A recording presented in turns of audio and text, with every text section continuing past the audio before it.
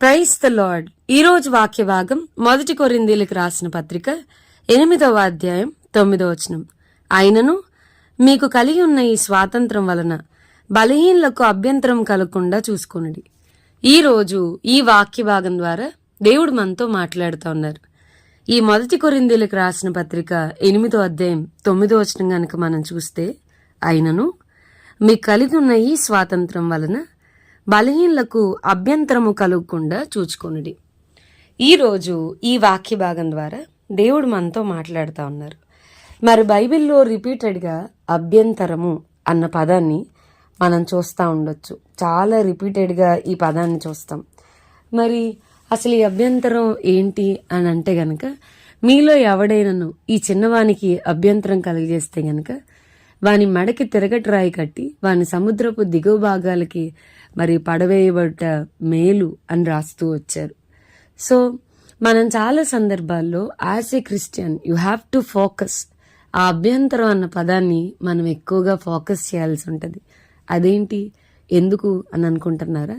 వాక్యం వింటున్న ప్రియమైన వారులారా, మనం చాలా సందర్భాల్లో ఏమని ఆలోచిస్తామంటే, నేనేం చేస్తున్నానో నా దేవుడికి తెలుసు, మనుషులకి చెప్పుకోవాల్సిన అవసరం నాకు లేదు, నేనేం చూస్తున్నానో నా యేసయ్యకి తెలుసు, ఆయన మానవుని యొక్క ఆంతర్యం ఎరిగినవాడు కాబట్టి నాకేం ప్రాబ్లం లేదు అని అనుకుంటూ ఉంటాం. మనం చూస్తే పౌలు గారు 1 కొరింథీయులకు రాసిన పత్రికలు అంటూ, మరి నాకు అన్నీ చేయడానికి స్వాతంత్రం ఉంది కానీ నేనైతే అన్నీ చేయను అని చెప్తూ వచ్చాడు.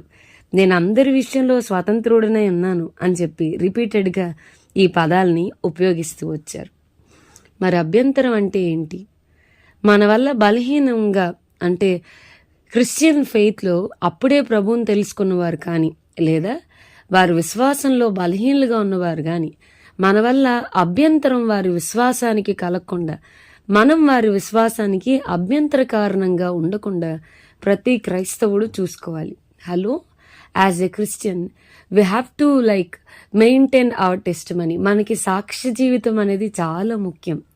ఎవరేమనుకుంటే నాకెందుకు అని కాదు, క్రీస్తు కొరకు ఇతరులను సంపాదించుట కొరకు మన సాక్ష్యాన్ని కాపాడుకోవడం మనకి చాలా ముఖ్యం.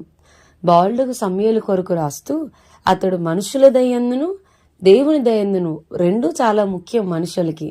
కేవలం దేవుడు మాత్రమే గుడ్ అని రాస్తే సరిపోదు. మనుషుల దగ్గర కూడా మనం మన సాక్ష్య జీవితాన్ని కాపాడుకోవడానికి ప్రయాసపడాలి. దేవుడు నన్ను మంచి అంటే చాలు, మనుషులు ఏమనుకున్నా నాకు పర్వాలేదు అనేది కాదండి. బయటికి వెళ్తున్నప్పుడు, బయట నడుస్తున్నప్పుడు, the way you dress, the way you talk, మనల్ని మనం డ్రెస్అప్ చేసుకునే విధానం, మనం మాట్లాడే విధానం, మన నడక, సమస్తం మన ప్రవర్తన అంతా కూడా చాలా జాగ్రత్తగా మనం డిజైన్ చేసుకోగలగాలి.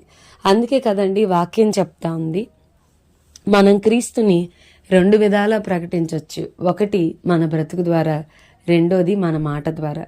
మన మాట ద్వారా మనం సువార్తను చెప్పినప్పుడు whether it work or not, అది పనిచేస్తుందో లేదో తెలియదు కానీ, మన బ్రతుకు ద్వారా, మన జీవితం ద్వారా మన సాక్ష్యాన్ని కాపాడుకుంటూ మనం సువార్తను ప్రకటించినప్పుడు, మన జీవితమే సువార్తగా మారిపోయినప్పుడు ఖచ్చితంగా మనం అనేక మందిని ప్రభు కొరకు సంపాదించగలుగుతాం. అందుకనే పౌలు గారు రాస్తూ, ఒకవేళ ఏ స్త్రీకైనా అవిశ్వాసి అయిన భర్త ఉంటే, లేదా ఏ పురుషునికైనా అవిశ్వాసి అయిన భార్య ఉంటే, వారు తమ ప్రవర్తన వలన రాబట్టబడవచ్చును అని రాస్తూ వచ్చాడు. మనం చాలా సందర్భాల్లో మనం చాలా ప్రార్థన చేస్తూ ఉంటాం కదండి, ప్రవ్వా నా భర్తను మార్చు, ప్రవ్వా నా పిల్లల్ని మార్చు, ఎట్లా అడుగుతూ ఉంటాం. Why don't you pray? ఒకవేళ వాళ్ళు రక్షింపబడకుండా ఉండడానికి మనం ఎక్కడన్నా అభ్యంతర కారణంగా ఉన్నామా? ఎందుకు పరీక్షించుకోకూడదు? పరీక్షించుకుని ప్రవ్వా ముందు నన్ను మార్చు అని ఎందుకు ప్రార్థన చేయకూడదు?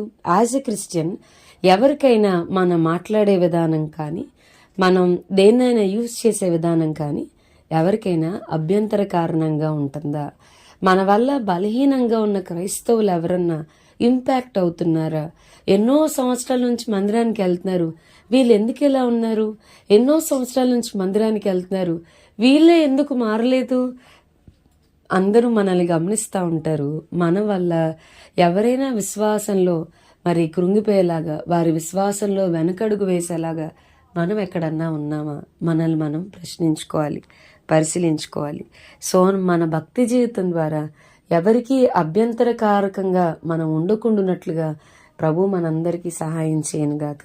మనకు అన్నీ చేయడానికి స్వాతంత్రం ఉంది, కానీ కొన్నిసార్లు లేదా అన్నిసార్లు మన వల్ల ఎవరికైనా ఇబ్బంది కలుగుద్దా మనం ఇలా చేస్తే అనేది మనం పరిశీలించుకొని బిహేవ్ చేయడానికి ప్రభు మనందరికీ సహాయం చేయనుగాక. ప్రార్థన చేసుకుందాం. ప్రభా, ఈరోజు వాక్య భాగం ద్వారా మీరు మాతో మాట్లాడినందుకు వందనాలు. వాక్యం విన్న మా ప్రియులైన వారిని అందరినీ దీవించి ఆశీర్వదించమని యేసునామం అడిగి వేడుకొంచున్నాం తండ్రి. Amen. God bless you and have a blessed day.